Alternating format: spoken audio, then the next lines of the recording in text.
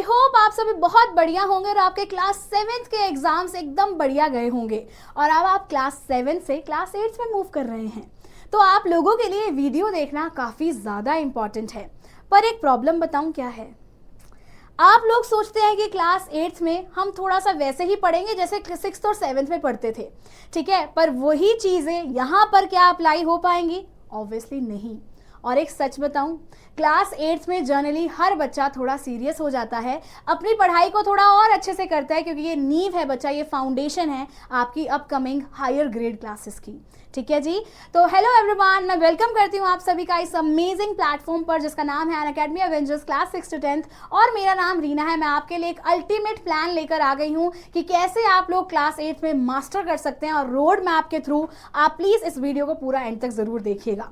तो सबसे पहले बच्चा कॉन्ग्रेचुलेशन, आप सबके नेक्स्ट स्टेप के लिए वेलकम है बच्चा। आप क्लास 7 से क्लास 8 में जा रहे हैं, ठीक है। तो जो भी आपके ओल्ड रूल्स थे, जो भी आपकी स्ट्रैटेजीज थी, उसमें कुछ ना कुछ मॉडिफिकेशंस करने की नीड है, स्ट्रैटेजी को थोड़ा स्मार्टली देखने की नीड है, अपग्रेडेशन करने की नीड है, क्योंकि क्लास 8 में बच्चा, ठीक है, जो कि फाउंडेशन होने वाली है आपकी हायर क्लासेस की, उसमें कहीं भी, ठीक है, रियलिटी यही कहती है, उसमें कहीं भी रट्टाफिकेशन नहीं चलती है, रोट मेमोराइजेशन नहीं चलती है बच्चा, क्योंकि वो कहीं ना कहीं आप लोगों को आपके माइंड में चीज़ों को कोलैप्स करने की कैपेबिलिटी भी रखते हैं जो बच्चे रट्टा मारते हैं। तो रट्टा बिल्कुल नहीं मारना है, और कहीं ना कहीं बच्चा अपनी स्ट्रैटेजी को हमें अपग्रेड करना होगा, ठीक है। तो प्रॉब्लम क्या आती है, चैलेंजेस क्या आते हैं बच्चा? सबसे पहला चैलेंज कि जो न्यू एनसीईआरटी आई है, न्यू सिलेबस आया, उसको कैसे जीते, उसको कैसे कॉन्कर करें, ठीक है, उसको कैसे समझे, क्योंकि सीनियर्स ने तो इतना ज़्यादा नहीं देखा है, क्योंकि पिछले साल जो भी आपके सीनियर्स थे उसमें से आधे लोगों ने न्यू एनसीईआरटी फॉलो की है, आधे लोगों ने ओल्ड एनसीईआरटी फॉलो की है, क्योंकि in between the session NCERT launch हुई थी। पर आपके लिए कोई ऑप्शन नहीं है, आप लोग न्यू एनसीईआरटी ही फॉलो करने वाले हैं, ठीक है। एंड कॉन्सेप्ट्स थोड़े से हार्ड होने वाले हैं, थोड़ा सा आप लोगों को डीपर अंडरस्टैंडिंग यहाँ पर देखने को मिलेगी। पुअर टाइम मैनेजमेंट बच्चों में देखने को मिलता है कि कैसे क्या क्या मैनेज करें, ठीक है। स्कूल भी जाना है, ट्यूशंस भी जाना है, खेलना भी है, फैमिली के साथ टाइम स्पेंड भी करना है। तो पुअर टाइम मैनेजमेंट जैसी टेक्निक्स, या फिर आप कह सकते हैं प्रॉब्लम्स भी देखने को मिलती हैं हमें। उसके साथ साथ बच्चा डिस्ट्रैक्शंस के तो क्या ही कहने, मतलब आज के टाइम में क्या चीज़ ऐसी है जो आपको डिस्ट्रैक्ट नहीं कर देती है यार, मतलब हर चीज़ डिस्ट्रैक्ट कर देती है। तो आपको कुछ फोकस, कुछ कंसंट्रेशन अपना एकदम बिल्कुल वो क्लियर रखना होगा, ब्लाइंडर्स लगाकर चलने होंगे कि हमें ये करना है और हम इसको करके रहेंगे और हम जीत के दिखाएंगे, क्लास 8 में मास्टर कर कर दिखाएंगे, ठीक है जी। ओके जी, तो प्रोडक्टिव फ्री आवर्स को आपने प्रॉपरली यूटिलाइज करना है। तो बच्चा मास्टर की क्या है, आप लोगों को अगर 95% से ज़्यादा का आपका टारगेट है, आपने अगर सोचा है तो तरीके से तो चलना होगा, पहले दिन से तो स्टार्ट करना होगा। आइडेंटिफाई कर लो बच्चा आपके वीकेस्ट सब्जेक्ट को आज ही, क्या आपको थोड़ा कम पसंद है, ठीक है, किसमें आपको मजा नहीं आता। एसएसटी हो सकता है, साइंस हो सकता है, मैथ्स हो सकता है, इंग्लिश हिंदी कुछ भी हो सकता है, ठीक है। तो उसको फॉलो करो, उसको आइडेंटिफाई करो और कहीं ना कहीं उसके पीछे पड़ जाओ, उसको अटैक करो। अरे तू कैसे, मुझे समझ नहीं आता, अब देख मैं तुझे अच्छे से समझ के दिखाऊंगा, ठीक है। तो जो सब्जेक्ट आपको अच्छे से समझ नहीं आ रहा उसको अटैक करो बेटा, उसके पीछे पड़ जाओ, और कहीं ना कहीं एक दिन ऐसा आपको देखने को मिलेगा इसी सेशन में, इसी ईयर में, कि आपको उस सब्जेक्ट से प्यार हो जाएगा, ठीक है। तो कहीं ना कहीं बच्चा वेट ना करो एग्जाम्स का, स्टडी अभी से करना स्टार्ट कर दो। This is the technique, this is the key, जो टॉपर्स भी फॉलो करते हैं। उसके साथ साथ बच्चा अपनी जो बिगेस्ट वीकनेस है उसको पावर में कन्वर्ट करो। हाँ, वी कैन डू इट, ठीक है। अपने फाउंडेशन स्ट्रॉन्ग करना हमारा ही रिस्पॉन्सिबिलिटी है, ठीक है। उसके बाद अगर मैं ओल्ड एनसीईआरटी की बात करूं तो यहाँ पर बच्चा सिलेबस हैवी था, मतलब काफ़ी ज़्यादा कॉन्सेप्चुअल नॉलेज थी और बहुत बल्कि टॉपिक्स थे जो बच्चे पढ़ते थे। उसके साथ साथ बच्चा चैप्टर्स ज़्यादा थे कवर करने को, एंड कहीं ना कहीं ब्रॉडर सरफेस लेवल लर्निंग हमें ओल्ड एनसीईआरटी में देखने को मिलती थी। पर न्यू एनसीईआरटी किस पर फोकस कर रही है बच्चा? आपकी प्रैक्टिकल बेस्ड नॉलेज पर बहुत ज़्यादा फोकस कर रही है, लर्निंग आपकी बहुत ज़्यादा प्रैक्टिकल बेस्ड होने वाली है।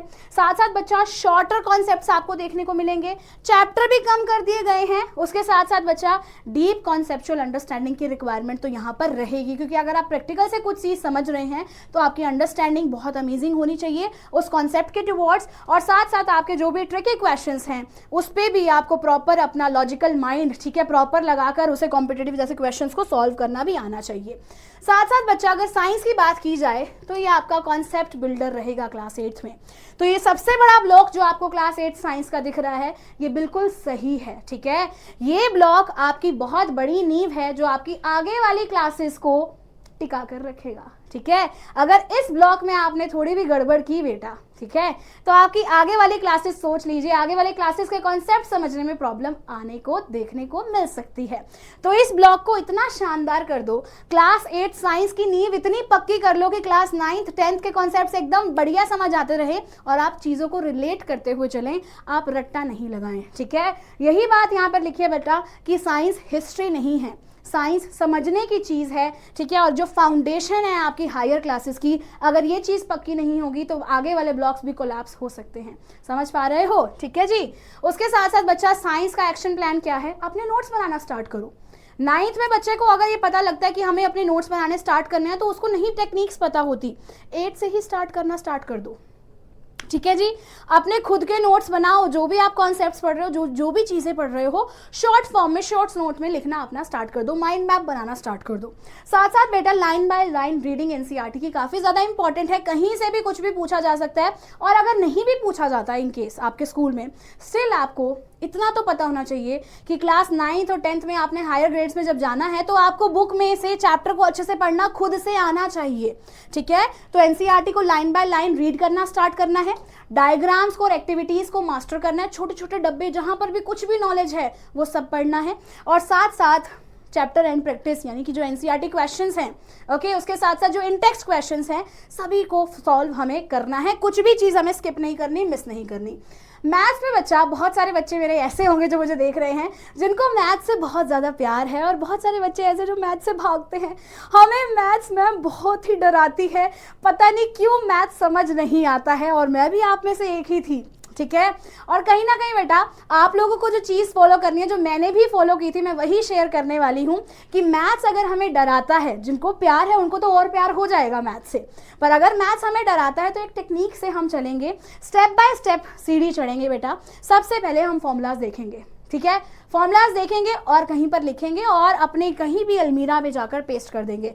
सुबह उठ रहे हैं तो फॉर्मूलाज को देख रहे हैं, रात को सो रहे हैं तो एक बार फॉर्मूलाज को देखकर सो जाएंगे, ठीक है। और आपके दिमाग में ऐसी वो चीज़ पेस्ट हो जाएगी, आप हर जगह वो फॉर्मूला अप्लाई करेंगे और भूलेंगे नहीं, ठीक है।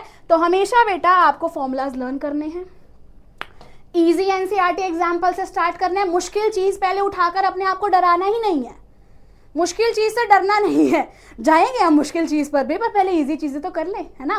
तो इजी चीज़ों से स्टार्ट करेंगे और फिर टफ क्वेश्चंस पर जाकर अपना एकदम से कॉन्फिडेंस बिल्ड करेंगे और देखेंगे भाई कौन है जो हमसे नहीं हो सकता, हम करके दिखाएंगे।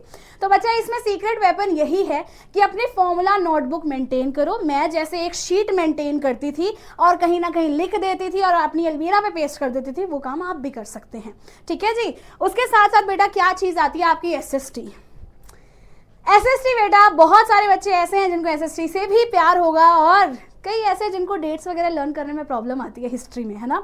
तो बच्चा इसको सोचो, आपकी वेब सीरीज चल रही है, आपकी मूवी चल रही है, और आपको कुछ चीज़ याद करने की नीड नहीं है, आपके दिमाग में अपने आप से विजुलाइज होकर सेव होती जा रही है। तो बच्चा इसको आपको ऐसे ही लर्न करना होगा, नहीं तो प्रॉब्लम आ जाती है एसएसटी जैसे आपके पर्टिकुलर सब्जेक्ट्स में भी, ठीक है। तो आपको बस मेमोराइज नहीं करना, बोरिंग डेट्स को ऐसे रटने की नीड नहीं है, बस विजुलाइज करो बच्चा चीज़ों को, है ना। टाइमलाइन जो भी है विजुलाइज करो, मूवी की तरह समझो। तो साइंस में बच्चा यही है आपका secret weapon, hand written notes बनाना, एनसीईआरटी को साथ साथ पढ़ना शुरू कर दो। मैथ्स में बेटा आप लोगों को जो भी फॉर्मूला शीट है मेंटेन करके रखनी है, और कहीं ना कहीं बेटा आप लोगों को एग्जाम्पल्स ईजी से टफ की तरफ जाने हैं, और एसएसटी में बेटा आप लोगों को शॉर्ट पॉइंट वाइज नोट्स तो बनाने ही हैं, और कहीं ना कहीं बेटा आपको एक मूवी की तरह इस चीज़ को समझना है। तो क्लास 8 आप लोगों के लिए अमेजिंगली इजी होने वाली है, ठीक है, अगर आप एक राइट स्ट्रैटेजी के साथ चलते हैं और अगर आप एक राइट टीम के साथ चलते हैं।